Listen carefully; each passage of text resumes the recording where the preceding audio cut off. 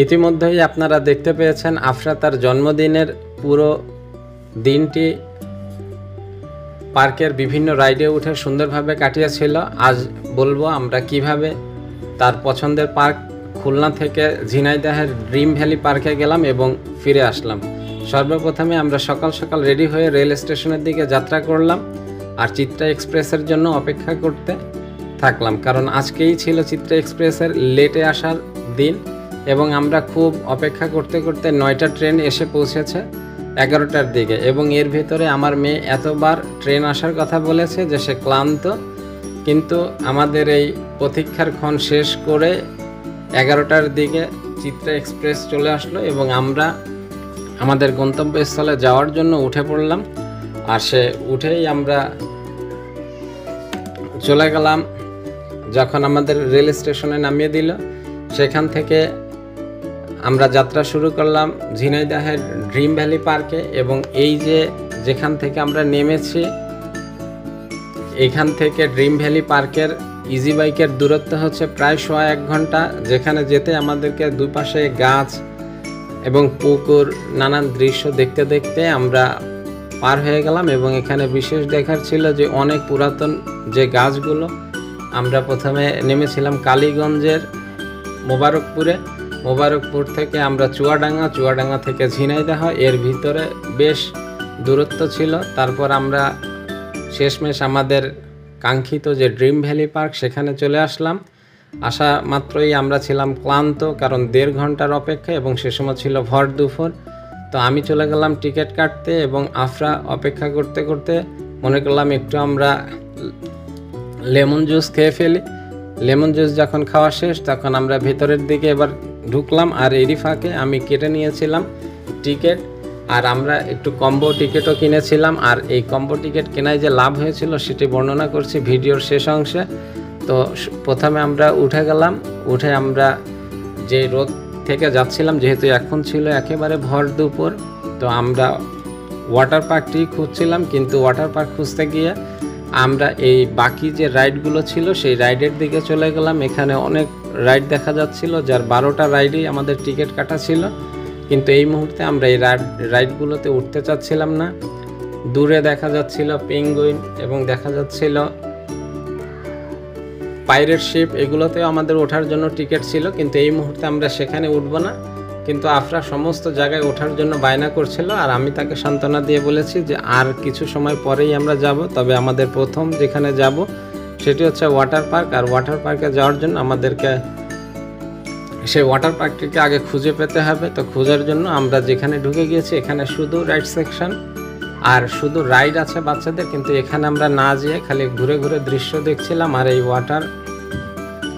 Jhenaidah dream valley পার্কটি বেশ বড়ও ছিল, বড় থাকার কারণে আমাদেরকে একটু ওয়াটার পার্কটি খুঁজতে আর কি বেগ পেতে হচ্ছিল। তো পরে আমরা খুঁজতে খুঁজতে অনেকগুলো রাইড দেখলাম, যেখানে মেরিগোল্ড ছিল। আমার মেয়ে ইনস্ট্যান্ট মেরিগোল্ডে ওঠার জন্য বায়না করছিল, আমি বলেছি যে না, এখন আমরা উঠবো না, পাশে রেস্তোরাঁ আছে এবং এখানে অনেক সুন্দর সুন্দর দৃশ্য আছে, চাইলে বসা যেত, কিন্তু এখন যেহেতু ভর দুপুর আর আমরা এখনই যাব ওয়াটার পার্কটিতে। ওয়াটার পার্কে গিয়ে আগে গোসল করব, তারপরে আমরা অন্যান্য রাইডগুলোতে উঠবো, সেজন্য বললাম। আর এর জন্য আমরা রেস্তোরাঁ দেখতে পেয়েও আমরা খাওয়া দাওয়াটা এখন করলাম না। এখানে ছিল বোট, এই বোটটা ছোট পুকুরের ভিতরে চালাতে হবে পা দিয়ে, কিন্তু এখন সে এনার্জি নেই যে আমরা সময়টা নষ্ট করি। তো আগে ওয়াটার পার্কটিকে খুঁজে সেখানে যেতে হবে, তো এজন্য আমরা হাঁটছি এবং বাহিরের যে সুন্দর দৃশ্য সেগুলো দেখছিলাম। তো দেখতে দেখতে অনেকক্ষণ হাঁটার পরে আমাদের কাছে ধরা দিল সেই আমাদের কাঙ্ক্ষিত ওয়াটার পার্কটি। আর ওয়াটার পার্কে যাওয়ার জন্য আমি চলে গেলাম টিকিট কাউন্টারে, যেহেতু এখানে আবার নতুন করে টিকিট কাটতে হবে, যেটা কম্বো নিয়েছি সেই কম্বোতেও আছে এবং আমার এক্সট্রা একটি টিকিট লাগবে। তো আমি প্রথমে এখান থেকে টিকিট নিয়ে তাদেরকে দেখে দিলাম, দিয়ে আমরা আমাদের যে কাঙ্ক্ষিত ওয়াটার পার্ক ছিল সেখানে চলে আসলাম। এখানে একটি বড় ওয়াটার জাঙ্গল ছিল, দেখতেই পাচ্ছেন, যেখানে বাচ্চারা এই পাশে খেলবে আর পাশে হচ্ছে বড়দের জন্য, যেটি 3 তলার সমান উঁচু লাল দেখা যাচ্ছে এবং বাকিটা হচ্ছে 2 তলার সমান উঁচু।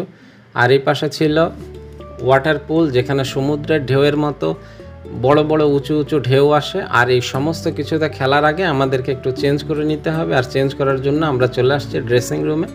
ইতিমধ্যে আফরা তার জামা কাপড় চেঞ্জ করে এখন একটু ডান্স করে নিচ্ছে, কারণ ওখানে গিয়েও ডান্সের জন্য জায়গা আছে, সেখানে গিয়ে একটু পানিতে ভিজে ভিজে ডান্স করতে হবে। তো মোটামুটি আমরা যখন আমাদের সমস্ত চেঞ্জ করে রেডি হয়ে গেলাম আর এনজয় করতে থাকলাম ওয়াটার পার্কের যে সমস্ত রাইডগুলো। আর সবচেয়ে মজার ছিল ওই বড় যে রাইডটি ছিল, এখানেও আমরা গোসল করেছি।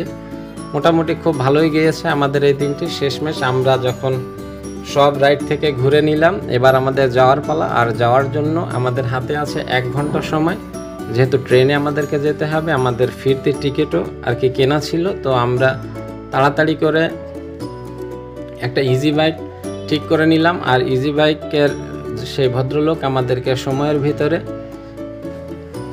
নিয়ে যাওয়ার জন্য তৈরি, এবং অন্ধকার হয়ে গিয়েছে, একটু ভয়ও লাগছিল।